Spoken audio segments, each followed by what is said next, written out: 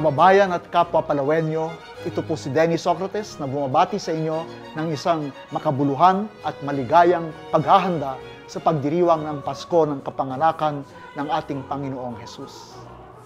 Sa kabila ng mga suliranin at pasaning nararanasan natin sa buhay, nawa ay mamayani ang pag-asang dulot ng hiwaga ng pagsasakatawang tao ng Diyos tungo sa kaligtasan ng sangkatauhan.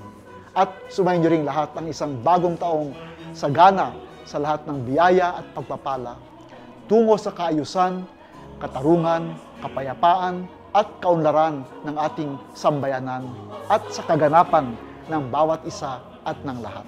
A blessed Advent, Christmas season, and New Year kanindong tanan.